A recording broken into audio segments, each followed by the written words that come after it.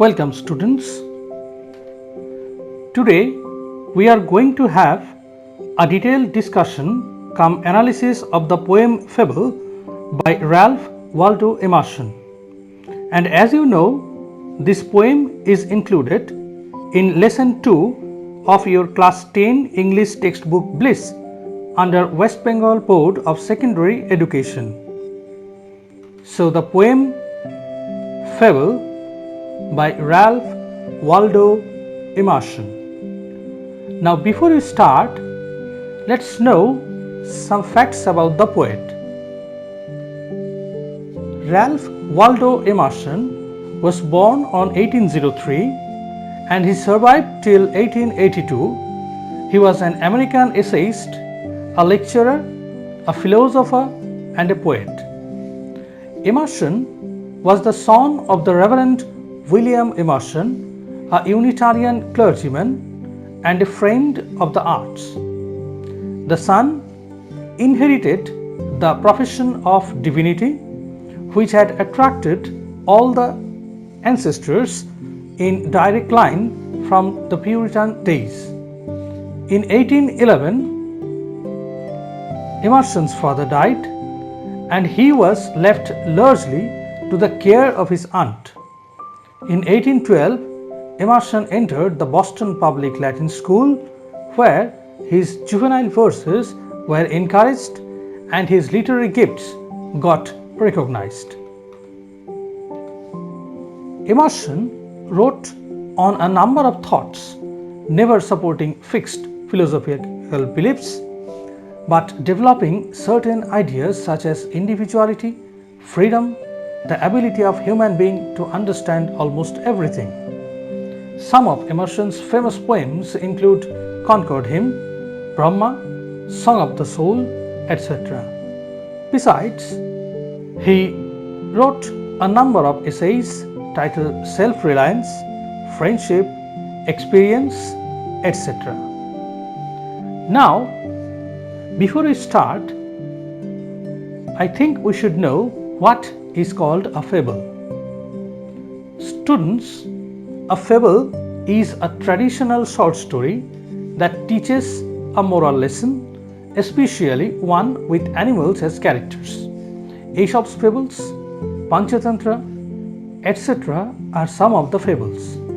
Now, if I'm not wrong, this definitely brings before you certain characteristics of tales.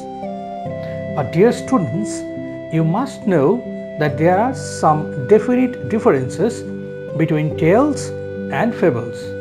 So why don't you take a look at that? You must know that a fable is a short fiction giving a moral lesson at the end, whereas a tale is an imaginary fiction created primarily to provide entertainment, especially to kids. In a fable, the characters are animals, inanimate objects, or forces of nature. However, in a tale, the magical characters such as elves, giants, fairies, etc. are found. The main aim of a fable is to provide entertainment along with a moral lesson to the audience, whereas the main aim of a tale is to take the audience to a beautiful fantasy world providing entertainment. Some of the famous fables are the Aesop's fable, the Buddhist fable, stories of Panchatantra, etc. Whereas Cinderella, the Beauty and the Beast, the Frog and the Prince are some of the best known tales. So let's read out the poem Fable by Ralph Waldo Emerson. The mountain and the squirrel had a quarrel, and the former called the latter Little Prig. One replied, "You are doubtless very big, but all sorts of things and weather must be taken in together to make up a year and a sphere. And I think it no disgrace to occupy my place. If I am not so large as you, you are not so small as I, and not half so spree. I will not deny you make a very pretty squirrel track. Talents differ, all is well and wisely put. If I cannot carry forest on my back, neither can you crack a nut. So let's know some word nest. You will find a word quarrel, that means content, যাকে বাংলায় আমরা ঝগড়া বা বিবাদ বলে থাকি.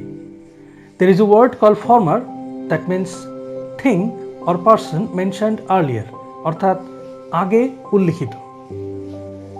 You will find a word latter, that means mentioned latter, অর্থাৎ পরে উল্লিখিত. There is a word called prig, that means person who pretends morally superior, যাকে বাংলায় আমরা নীতিবাগীশ বা সবজান্তা বলে থাকি. There is a word called bun, that means squirrel, অর্থাৎ কাঠবিড়ালি. There is a word called sorts, that means kinds বা ধরন. You will find a word sphere, that means atmosphere, অর্থাৎ গোলক বা পরিবেশ. There is a word called disgrace, যার অর্থ dishonor oblique shame, that means নিন্দা বা লজ্জা. There is a word called spree, that means lively and active, অর্থাৎ তৎপর বা জীবনী শক্তিতে ভরপুর. There is a word called deny, that means disagree, অর্থাৎ অস্বীকার করা. There is a word called track, that means ways, footpath, অর্থাৎ পায়ে চলা পথ.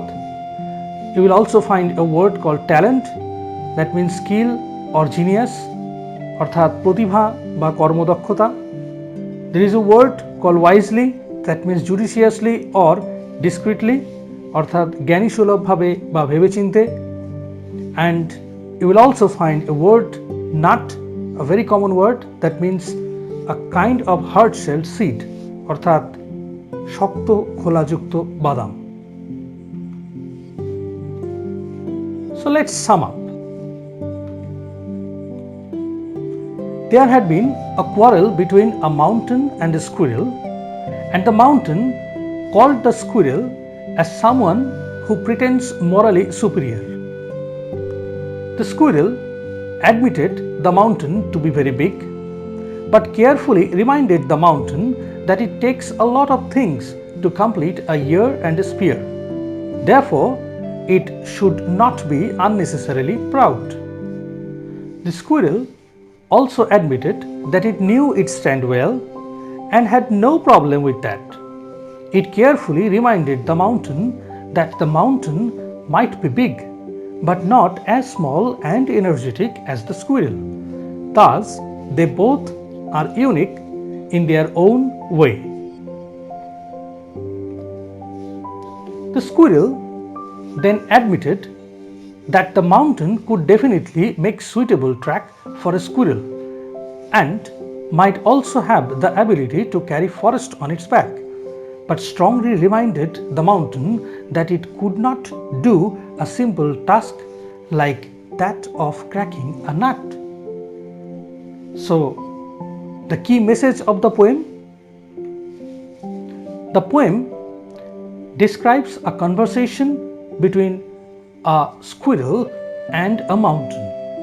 The squirrel points out that in this world, every being, living or non-living, big or small, however simple or trivial it may be, have their individual reasons for existence.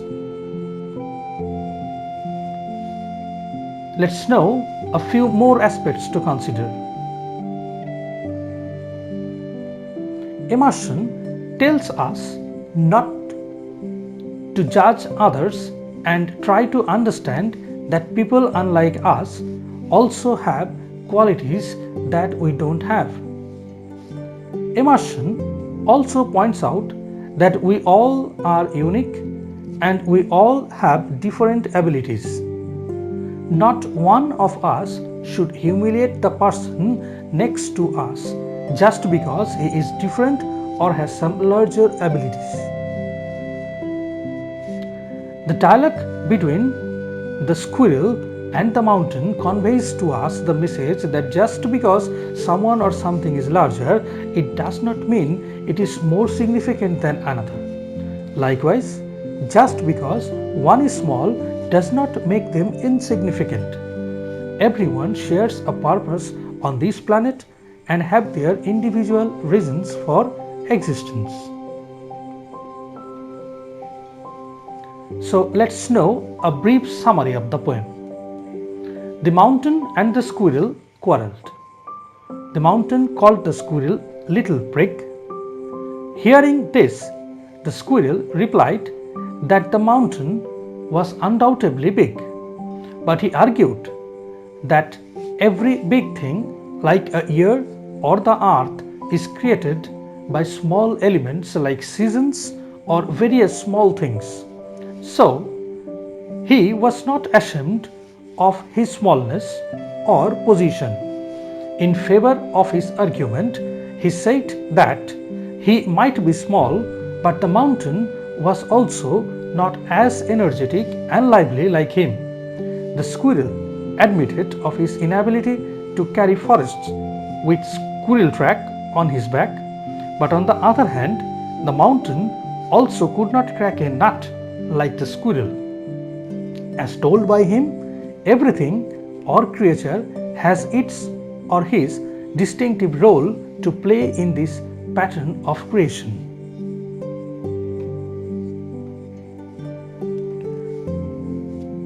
Some critical aspects to discuss, which will definitely help you to understand the poem better and also to make answers. You will find certain words called all is well and wisely put. Now what does it mean? This sentence means that everything has got its importance and nothing is pointless. God has created all of us because of some reason. We may not see everyone's quality, but that doesn't mean that they don't have a quality. God made us such that we are dependent on each other and cannot do without each other. Secondly, you will find how does the squirrel defend itself against the big mountain. The squirrel defends itself against the big mountain by saying that although it is small, it is more lively and energetic. If it cannot carry forests on its back, neither the mountain can crack a nut. They both have different talents.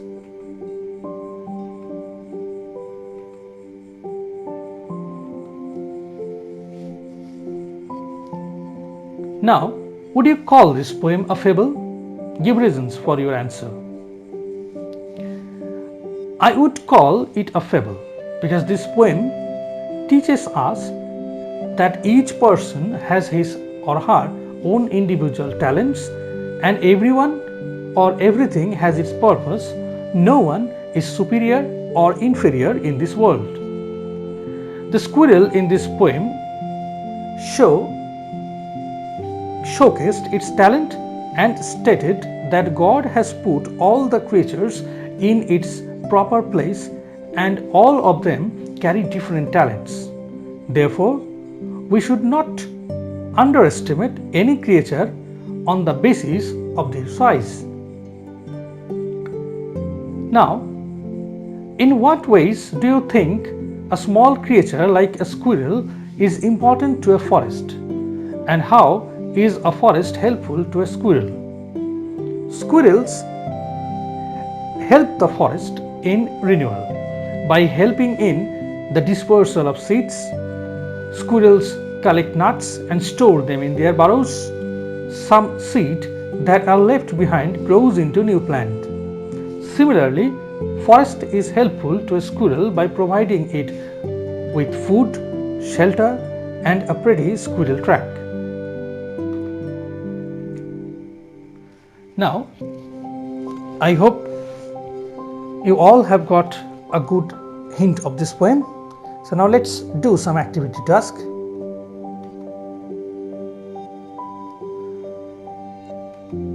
So at the very beginning, we will start with some MCQs, that means multiple choice questions. In each of the questions, you will find 4 options and you have to choose only one. By the word farmer, the poet here means there are 4 options: the mountain, the forest, the squirrel, and the poet himself. By the word latter, the poet means the mountain, the forest, the squirrel, the poet himself. According to the squirrel, everything in this world is put practically, ignorantly, wisely, or foolishly. The mountain can carry dash on its back. You have to fill in the dash: forests, squirrel, creepers, rivers. Question number 5. From the poem, we come to know that the squirrel is jealous, confident, nervous, or afraid. Cracking a nut is a dash, difficult job, simple job, heavy task, or none of these. For question number 7, according to the squirrel, the mountain has different kinds of dash: genius, merit, talent, or intelligence. Question number 8, the squirrel argues that all factors must be dash together: given in, put in, taken in, or kept in. Question number 9, the bun in this poem refers to the mountain, the forest, the squirrel, or the poet. The kind of story that teaches us a moral lesson is a tale, a fable, a drama, or none of these. Now, activity task 2. These are called the SAQ questions, that means short answer type question.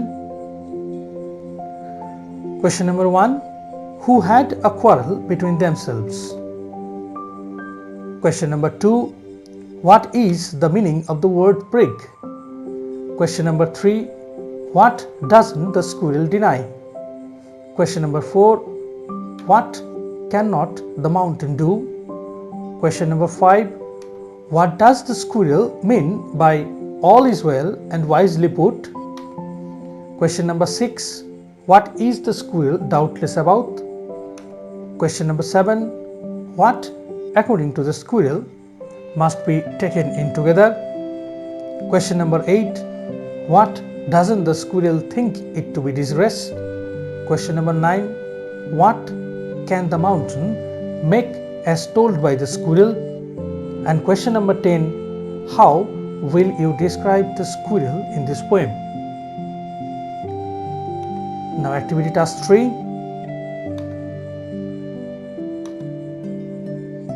These are called LAQ, that means long answer type question.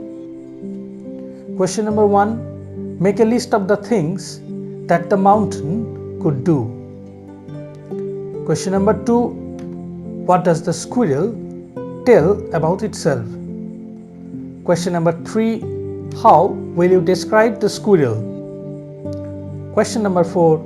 How, according to the squirrel, should two things be compared? And question number 5. How did the squirrel conclude his argument? Now, activity task 4. Fill in the chart with information from the text. Now, there is a chart called cause and effect. Somewhere the causes are written and you will have to write down the effect, and for some questions the effects are written and the students need to write the causes. Question number 1, that is written in the effect portion. The mountain called the squirrel little prig, and you will have to write the cause. For question number 2, the squirrel does not think it disgrace to occupy his flesh, and students need to write the cause of it. For question number 3, in the cause portion there is written the mountain is very large in size and students need to write the effect of this. For question number 4, the squirrel is very small in size. This is written in cause portion and students need to write the effect. For question number 5, the squirrel is wise. This is written in the effect portion and the students need to write the cause of it.